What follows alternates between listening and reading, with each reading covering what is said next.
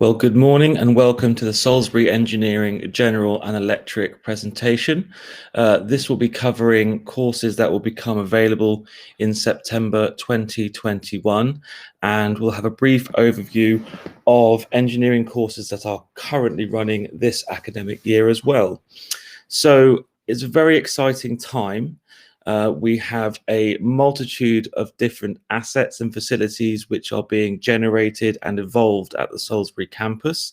We have a number of new resources which we have been granted by the Department for Education, and they are being currently built and or set up at our Salisbury campus, and we are looking forward to having a lot of new candidates joining us in the future in order to embark on what is arguably an extremely exciting and relevant career path. So during this presentation, I'll be looking at a number of different facets of engineering and also going over the course content itself and discussing what we will be able to deliver and also the expectations from both a college and a candidate perspective. So career-wise, engineering is becoming more and more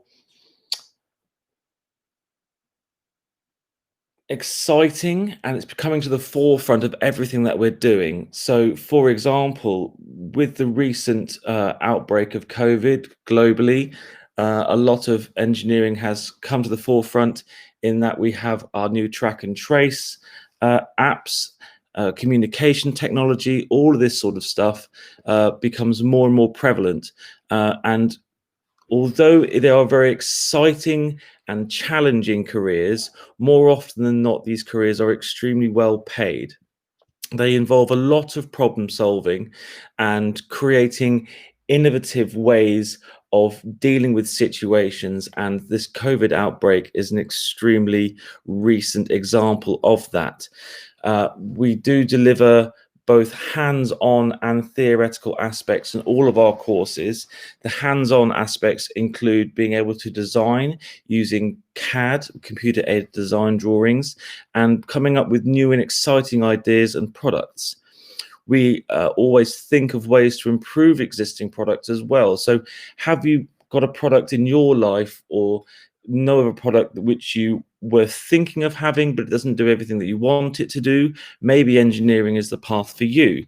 Could we have your ideas and your input in order to make these products better, more usable, more long lasting? We think of the life cycle for products, from extracting them from the ground all the way through to their design and manufacture, and then how long does that product last? Can you think of a product which you have which you wish you would last longer, or maybe is a little bit more environmentally friendly? These are the sort of questions that we continuously ask in engineering in order to come up with these new and exciting ideas. As you can see, we discuss the initial concept of a problem, so we always base our teaching around problem solving. That does not mean that we only have one avenue of teaching. We approach our teaching in lots of different ways, be that visual, audible, or more tangible ways of transferring and information and understanding. We have highly qualified teachers and engineers who deliver the courses. And we deliver the courses to a number of different levels, which I will come on to a little bit later on. We do deal with real world issues. There's a huge range of facets in engineering, from aerospace engineering, communications engineering, electronics engineering, mechanical engineering. And so there really is something for everybody. And each of these different areas of engineering incorporate many different roles and responsibilities. So that's something else that when we come to doing our work experience or industry placements, that is something else that you can consider before joining the course and start to make some decisions as to why you want to enter the world of engineering. We have a number of high-tech labs and workshops which are managed by qualified engineering tutors and technicians with a wide range of industry experience. So as I say, all of our lecturing staff have backgrounds in engineering, from one area to another. All are highly trained both in their respective fields and in education. You will learn how to use and maintain industry standard tools, equipment, and materials. Not only will you learn how to use them, you'll learn how to test them, you'll learn how to ensure they are working to their optimum so that you are able to visualize and create your own products and make them the best that they can be. And really, no other sector offers such a wide choice of career opportunities. And this is your chance, as it says here, to walk towards a brighter and more effective and more successful future. So in this next slide, we're really going to look at some of the different areas of engineering that you might like to explore. So we have research engineering, design engineering, manufacturing engineering, quality assurance engineering, project management engineering, development and testing engineering, mechanical engineering, automotive engineering, aerospace engineering, and electrical and electronic engineering, all of which work in a conducive manner. You can't have one without the other. For example, it's all very well and good designing the most revolutionary aerospace aircraft, but if you haven't got the manufacturing processes and you haven't tested the materials in order to be able to make that design a reality, you can't achieve it. So it's really important that you understand that one is not better or worse than the other. They are all extremely important in order to be able to achieve our end goals.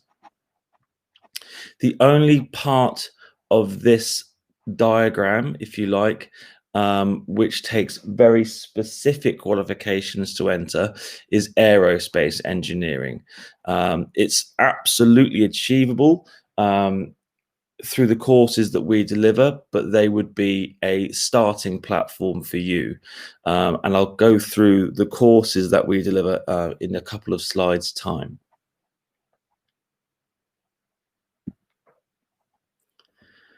The engineering courses that we offer are based both at our Chippenham and our Salisbury campuses. There is no difference in the quality of learning between the two campuses. We have up-to-date and equal equipment, understanding, teaching and learning at both campuses. The majority of the slides that I'm going to be showing you this morning during this presentation are taken at the Chippenham campus, as our Salisbury campus is still currently under construction, but we will have exactly the same facilities, if not better facilities, at the Salisbury campus. And I will take you through exactly what we can offer in greater detail in a couple of slides' time. I'll also be taking you what you will be studying on each of the courses. There are certain entry requirements for these courses. Again, they are, in some views, a means to an end. They are what you need in order to be able to access higher courses at university level. I will also go through your learning and assessment. So whether you are taking exams or whether it's coursework based, and how that coursework and those exams take place. There are two pathways that we offer with engineering. One is general engineering and one is electrical and electronic engineering. And it's up to you what you do next with the application process. Just because you apply for one course, be that general or electronic, it does not mean that you have to make the decision and that is finite at this point. You can apply for both and we will be able to give you your options closer to the time in September. So the Level 2 engineering course is a great foundation for understanding. It is a full-time course that takes place over a single year. It will require some study and assignment work outside of your timetabled hours. So although it is a 3-day-a-week course, which takes place over a year, you should prepare to manage a minimum of 4 hours extra independent study time every week. The majority of assessment is assignment based. So how that works is that we will deliver the necessary teaching and learning for a unit, and then we would give you an assignment to complete. Each assignment has a 14 working day time frame from when it is initially submitted to you to when you have to submit that assignment back to us. If you feel that you have done as much as you can, then you submit the assignment to us. And as long as you submit it on time, we can give you specific feedback on that assignment. And hopefully you will gather all the required grades, which is a merit, a pass, and or distinction.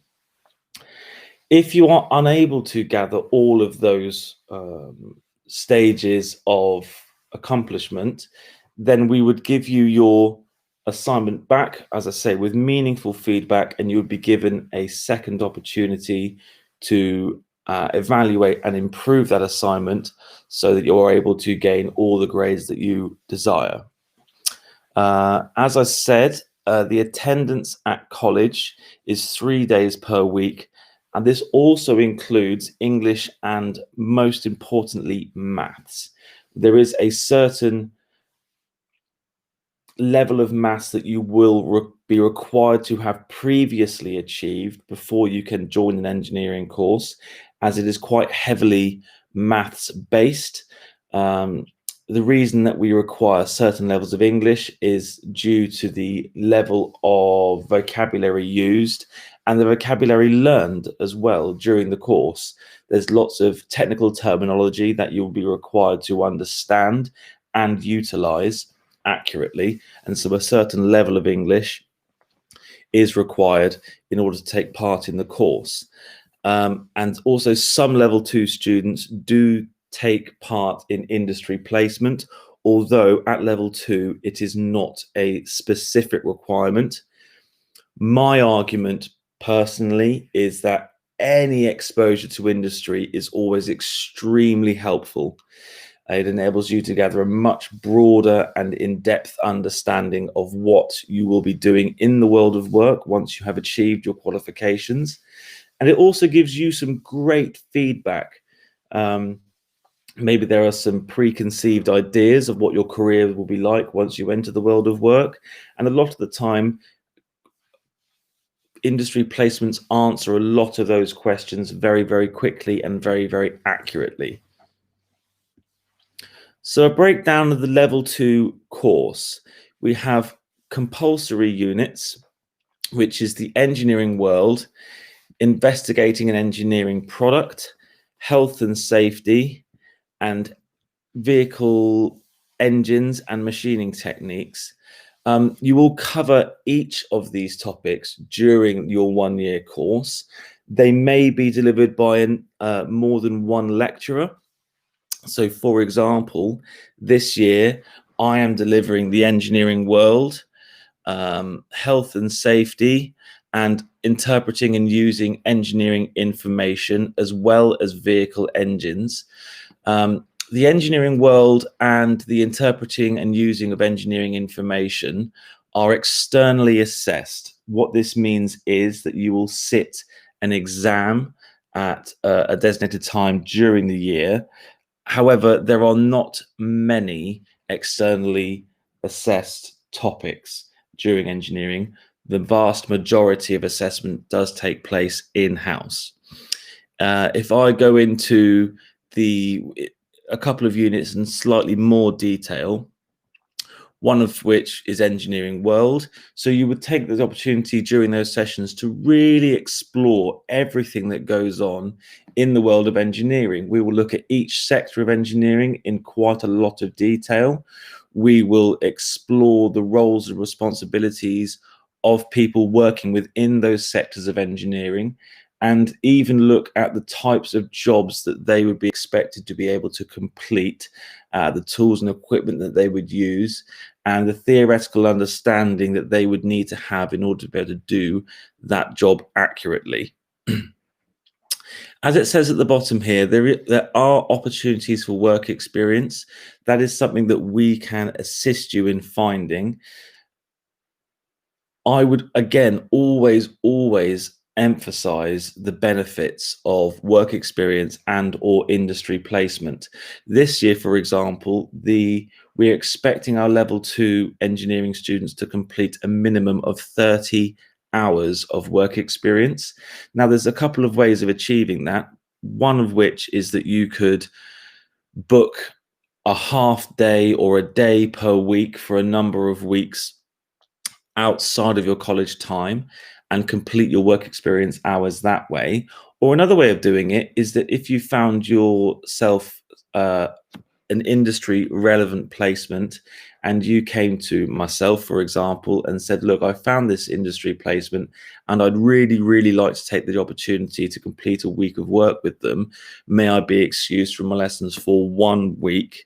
Then that is absolutely acceptable. I can sign you off for a week and you will be marked as completing work experience on our registers for that time. So there's a very flexible approach to achieving work experience in industry placements. And we also have certain prizes associated to it. So if you complete a certain number of 320 hours of work experience during the year, there are big Amazon retail based prizes to be won, or awards, I should say, to be won, as opposed to prizes. And so the benefits, you can go and spend that on whatever you like with Amazon. And I'm sure they will have a product for you, most likely designed by an engineer. The level 3 course is based over 2 years. So we have slightly higher entry requirements for the level 3 course, but that does not mean that you cannot get onto the level 3 course once you have completed the level 2 course. There are 2 different level 3 courses. One is general engineering. They are both extended diplomas, which is why it takes place over 2 years. So it is a higher qualification than what is offered by some other colleges. In the general engineering, you will cover engineering principles, delivering engineering processes safely as a team, engineering product design, applied commercial and quality, engineering projects, microcontrollers, calculus, and those are our mandatory subjects that you complete within the first year. And the optional units we choose for you to complete. These may change between this year and next year. We do evaluate the industry every year and we identify what the current industry is requiring, what is the most desirable topics for you to have an understanding of before you go into industry. And so depending on which course you do, whether it's general engineering or electronic engineering, we pick what we deem to be the most beneficial topics for you to study. So with the general engineering, you have further maths. Your work experience, of course, is a topic which we cover. So what will you be required to do in work experience, the benefits of work experience, how you would carry out work experience, computer aided design, electronic devices and circuits. We feel that the electronic aspects, even in general engineering, are extremely prudent because the world is becoming more and more electronic. It was disclosed in the news very recently that as of 2030, motor vehicle manufacturers will no longer be allowed to sell cars that are reliant purely on an internal combustion engine. They must have some sort of hybrid engine, and that is going to immediately be associated with electric motors and other power units. So this is the reason why we always encourage you to get your head around the electrics aspects of engineering. So the second part of that would be electronic circuit boards, behavior of metallic materials, mechanical measurement and inspection, and of course, thermodynamic principles. The units that you would cover if you were taking the electronic engineering course, again, an extended diploma. The mandatory units are the same. However, your optional units, which again may slightly, not a lot, but may slightly vary next year, again is further maths. And then we look much more in depth at the electronic side of engineering. So electrical machines, three-phase electrical systems, power and energy electronics, electronic devices and circuits, electronic measurements, electronic circuit boards, and digital and analog use in electrics as well. There is more and more emphasis put on digital outputs now. Most argue that they are just more accurate, and that is why we are swaying towards them. But we definitely feel that having a solid understanding of all the technologies leading up to this is extremely important in order for you to have a much more holistic understanding of what is going on in the world. So there's entry criteria associated to all of our courses. And for level 2 engineering, you will need four GCSEs at grade 3 or equivalent D or above in English language, science, and your maths needs to be a grade 4 or above. If you are unable to achieve the grade 4, we may consider you for exceptional entry. However, that will be a discussion that we need to have closer to the time. And either way, you will be expected to study further maths or higher level maths during your course, because you cannot get on to the level 3 course without a minimum GCSE grade of a 5. And that maths grade will be expected to climb the further up the ladder you go with respect to engineering courses. So the level 3 courses, as I say, the math GCSE minimum is a grade 5 or above, and then a further 3 GCSEs at grade 4 or a C or above, including English language and science. Now that is an overall science grade of a 4. If you were taking triple maths, for example, and your physics grade was particularly high and your biology, for example, wasn't so great, again, that is a conversation that we can have closer to the time. If you want to join the level 3 course after completing a level 2, we would expect you to have achieved an overall grade of a merit or distinction at level 2 in order to join that group. Further to this, we also offer A levels, HNC, the Higher National Certificate. And again, we have entry requirements for that, which are 2 A levels at C or above in relevant subjects such as mathematics or physics, or a BTEC level 3 national diploma in engineering with grades of merit, or above. We also expect 3 GCSEs in English, mathematics, and science. So now we're going to come on to looking at some of the resources that we have at both of the sites. So here you can see a lot of our engineering lathes. We have plenty of resources so that learners aren't stood around doing nothing. There's plenty of different equipment for you to be working with in order to achieve what you want to achieve. So we have all of the lathes. This is a photograph from Chippenham. We also have our hand tooling benches. You will be expected to be able to handcraft certain items during your course. And once you have mastered the accurate use of hand tools, we will then evolve you on to using the machines. One example of the machines is the lathes, which I showed you previously. This is a different shot, a closer shot of our lathes. As you can see, they are all electronically controlled and manually operational as well. So you can get a really, really accurate product, which you may well have designed using your CAD course. We also have our milling machines, again, with electronic and manual applications on them. These machines are incredibly accurate and useful in order to derive extremely, I hate to use the word again, accurate shapes in order to achieve a product which is going to be compatible either on its own or with other products as well. Some of our milling machines, and this one is hooked up to a large screen, as you can see on the right-hand side. The reason we do this is so that you guys can see exactly what is going on during demonstration processes.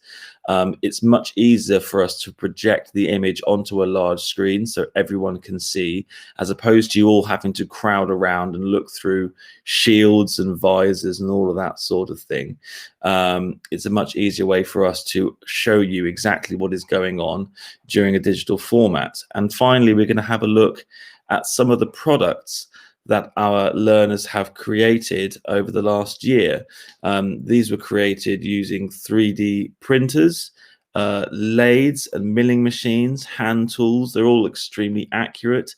And once you have designed and manufactured all of your parts and components, there will be opportunity for you to bolt them all together and make sure that they work. Less complicated, but still just as important pieces of machinery include our pillar drills. These were all renewed within the last year. We have invested millions and millions of pounds over our 4 sites over the last couple of years.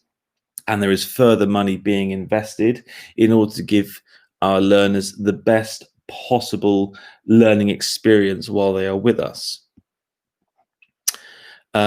We have a further classroom here in which this is our electronics lab. So we have apparatus set up here with pneumatic controls, extractor fans here so that when you are doing any soldering of circuit boards as such and testing of equipment, we are all kept nice and safe.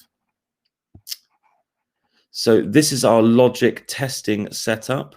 We have a miniature conveyor belt here with a pneumatic logic testing setup as well. So you'll be instructed, shown, you will learn how to design and construct such apparatus and ultimately begin to test products and materials so that you have an even greater understanding of what you are doing. This is another example of one of our setups. Again, these will all become much clearer to you. They can be a little imposing, a little daunting to look at right now, but I can assure you that as and when you come to complete your courses, you will find it much, much simpler and easier to understand. We have our computer suites. So this is where we will be delivering CAD, amongst other courses, other subjects, I should say. So we currently use SolidWorks as our CAD interface. It takes a little bit of time to get used to for some people, but it is a really, really great software package, and we are really, really pleased with using it.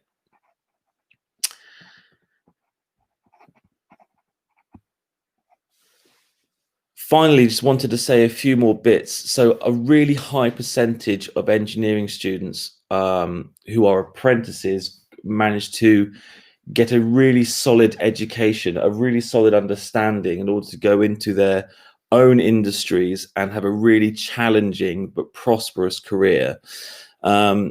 We attend on average 1 day per day. So the apprentices attend 1 day a week, and it's a really full-on day. You have classes back to back, starting at 9 o'clock and not finishing until 5 o'clock. We start with basic hand fitting, milling and turning, so practical skills. But in order to achieve a place on the apprenticeship program, you need to have already secured employment at an engineering firm whom are willing to put you through your apprenticeship. So if you're thinking of achieving an apprenticeship in engineering, now is the time to start looking. I am previously an apprentice myself. I found it the best way to learn, and The best way to describe it is, if you imagine your work as your bread and butter and your, meat and veg of your diet, your apprenticeship, your day at college is your vitamin supplement. It answers all the questions that you might have. It'll give you a greater depth of understanding of all the technical aspects of your work. But engineering apprenticeships are becoming more and more competitive. So if you're looking to start an engineering apprenticeship, now is the time to start looking. Try and get yourself some work experience, try and get your foot in the door, and that is the best way of securing an apprenticeship in the future. We work with a number of major employers, and we will always have the latest vacancies advertised on our website. And a high percentage of FT engineering students progress on to an engineering apprenticeship. So if you've come and done a full-time course with us, and you are displaying the professional values which we think would put you in a great position for an apprenticeship, we will always put you forward for such a role. And finally, the last slide to look at is our education progression. Further study to enter the industry at high levels such as degree or higher national diplomas. So with us, you would gather your foundation of learning, a really in-depth understanding of what is going on, and you can take that understanding, that learning, and really, really run with it.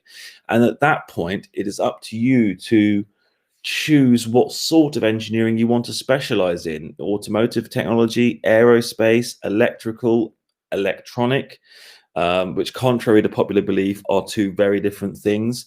Mechanical engineering, manufacturing engineering, civil engineering, production engineering, and computer control production systems.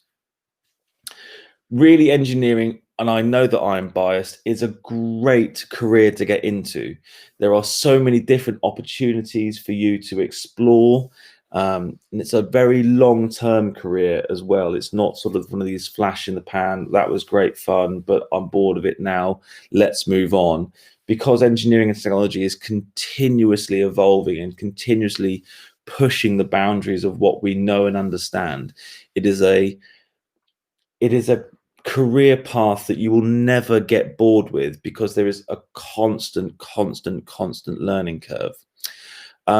Thank you for listening to the presentation. I hope you have found it interesting. If you have any questions, please do feel free to pose them to me when you are ready. If you feel confident, or you are umming and ahhing, you're not sure if engineering is the right thing for you, apply for the course anyway. It doesn't matter. If you're applying for the course and in September you think, no, maybe it's not for me, then at least you've got the option. I would always suggest and encourage you to grab as many opportunities as you can now, and keep your options open for September. And if I'm lucky enough to be in the classroom with you at that point, I will look forward to seeing you then. Thank you very much for your time.